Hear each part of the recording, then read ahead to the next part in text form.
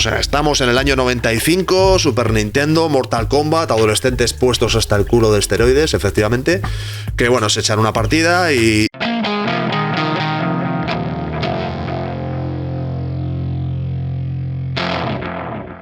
Hola a todos, ¿qué tal estáis? Bienvenidos a una nueva entrega de cómics, mentiras y cintas de vídeo en la que vamos a recuperar esta especie de serie monográfica que habíamos iniciado anteriormente en el canal con el motivo del 30 aniversario de la aparición del sello Image Comics en Estados Unidos.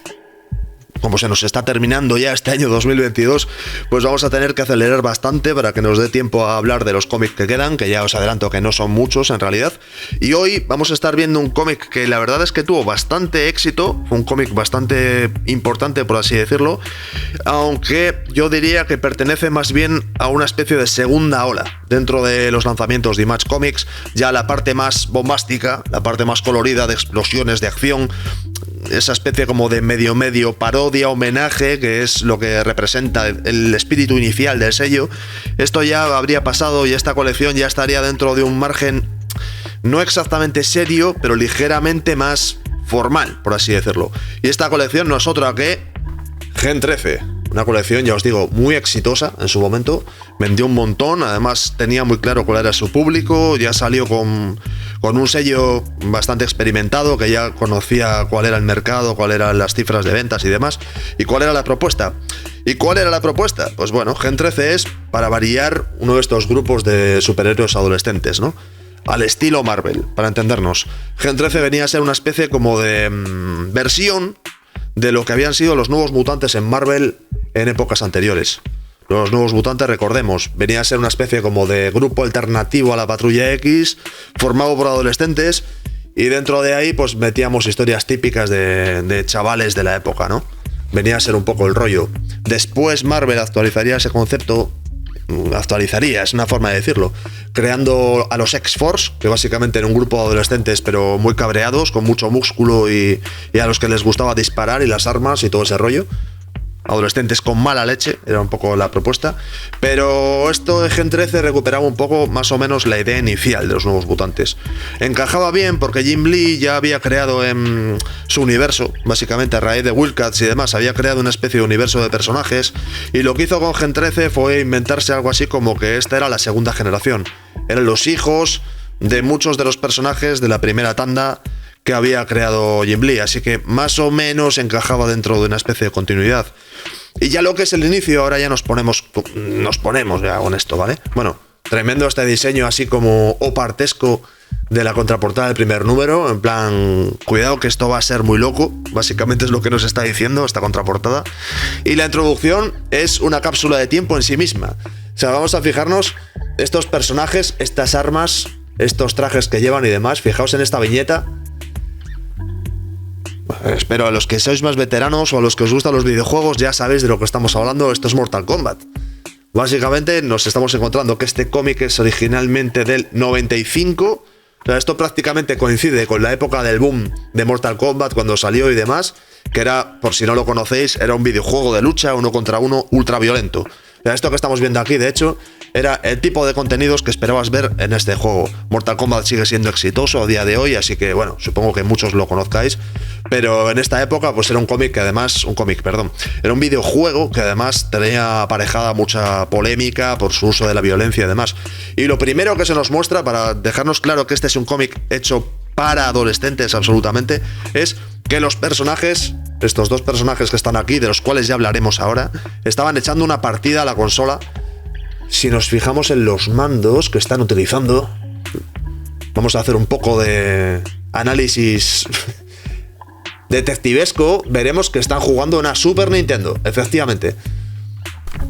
O sea, estamos en el año 95, Super Nintendo, Mortal Kombat, adolescentes puestos hasta el culo de esteroides, efectivamente, que bueno, se echan una partida y hacen cosas de adolescentes con superpoderes, vale.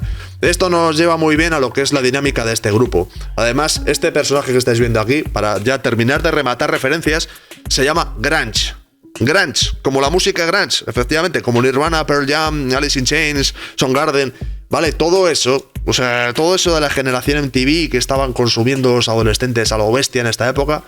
Fijaos cuántas páginas vamos de cómic, 1, 2 y 3, ya hemos hablado de videojuegos, ya hemos hablado de las consolas domésticas, ya hemos visto la moda que visten y demás, y ya tenemos un personaje que está inspirado en las tendencias musicales que estaban vendiendo millones. Este era un producto matemático para capturar a los adolescentes de la época y que se identificasen con los personajes a tope. Básicamente vendían una especie como de super culebrón, como en realidad son la mayoría de colecciones de grupos, no nos vamos a engañar. Y claro, y este cómic pues vendió, lógicamente vendió. De hecho, Marvel Comics, si mal no recuerdo, tuvo que responder al éxito de esta colección creando su propia contracolección, lo cual era bastante paradójico, que se llamaba Generación X. Para que os hagáis la idea de por dónde van los tiros, increíble. Porque esto venía a ser una especie como de versión de los Nuevos Mutantes. Como Marvel había abandonado los Nuevos Mutantes, tuvo que retomar este concepto creando una colección nueva. O sea, es una década de locos. Por lo demás, pues personajes, eso, muy enfocados a la generación TV, a la adolescencia de la época. Además teníamos los típicos grupos, además representativos de grupos, pues de grupos sociales, ¿se entiende? Pues este personaje es Grants, que es asiático, esta chica se llama Fairchild, creo, algo así. Creo, ostras, igual me estoy liando porque ya no me acuerdo de los nombres. A ver si se lo cuenta. No me acuerdo, no importa. Creedme que no es lo importante, ¿vale? Luego tenemos a la clásica chica con las piernas larguísimas, que es pues una especie como de Hulka, pero no es verde, para entendernos. Y luego pues también tenían al típico, bueno, este era el típico jefe, en plan Los Ángeles de Charlie, pero con un grupo de mutantes, que tenían, en fin... tenían una especie como de rollo chungo de traición mutua entre esta adolescente pelirroja de piernas larguísimas y este señor mayor que venía a ser algo así como el tutor del grupo. Pues siempre había una especie como de tensión, en fin, tensión romántica.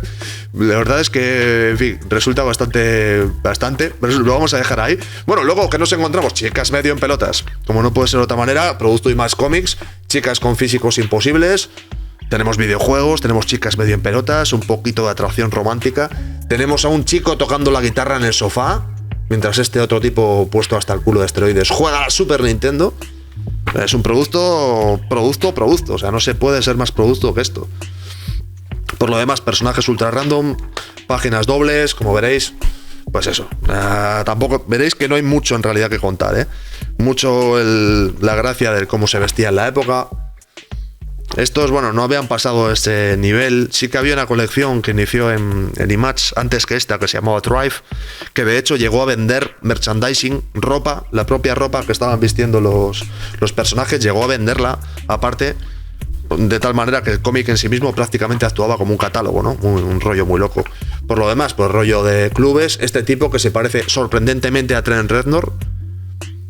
Nine Inch Nails, ahora a día de hoy es más conocido por las bandas sonoras, pero en esa época era una especie como de estrella del rock así tirando a gotiquillo.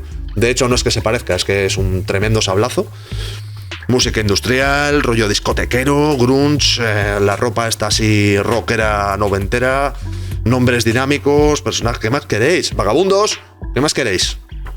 Rollo mutante, un poco de atracción filosófica entre personajes, explosiones, tipos con armas.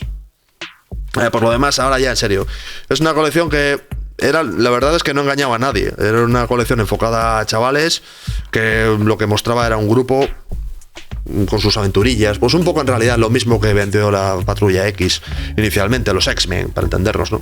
En realidad es lo que ellos vendían desde el principio, solo que los X-Men con el tiempo pues fueron relativamente evolucionando e involucionando, depende de la época en la que estemos hablando, y bueno, pues tal vez el público se hizo mayor y tuvieron que aparecer otras colecciones que pudieran conectar con los nuevos, para qué decirlo de otra manera.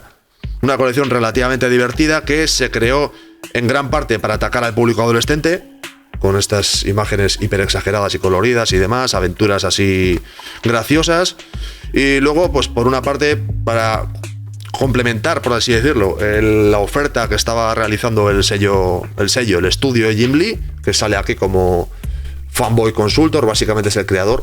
De hecho lo pondrá por ahí, ¿no? Sí, Gen 13 son creación de Jim Lee, Brandon Choi y Scott Campbell. Y por otra parte, hay que decir que también se creó un poco como lucimiento de este dibujante que era súper joven en esta época. No sé exactamente la edad que tendría, pero muy joven. O sea, tan joven prácticamente como los personajes que dibuja.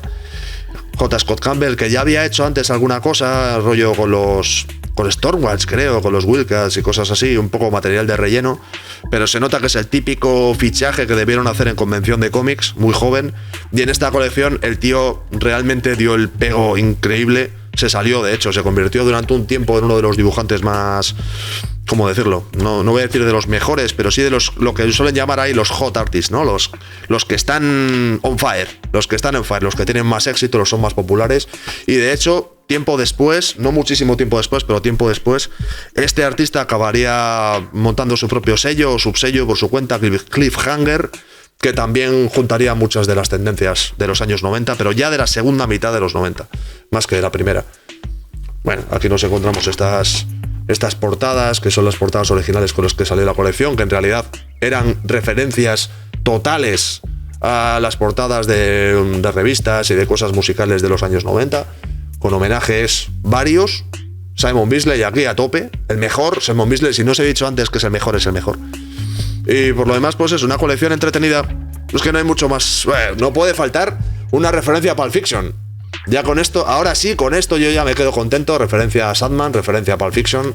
Ya tenemos los primeros años 90 resumidos perfecto. Un producto para adolescentes bastante bien rematado, ya os digo. No pasará a la historia del cómic. No es el cómic más divertido de leer en 2022. La verdad es que más allá de lo estético no es muy recuperable, pero pues bueno, fue un cómic muy exitoso en su momento, así que merece la pena hablar por lo menos durante estos poco más de 10 minutos al respecto de él. Espero que os haya gustado, si lo he hecho bien, si lo he hecho mal, si me he dejado cosas por decir, que sé que me he dejado muchísimas. Si se os ocurren más cómics de los cuales podamos hablar, cualquier cosa que se os ocurra, ponedmela en comentarios y seguimos hablando cosas y seguimos con más cómics. Supongo que no tan adolescentes como este, pero haremos lo que podamos. Amigos, nos vemos pronto. Un abrazo.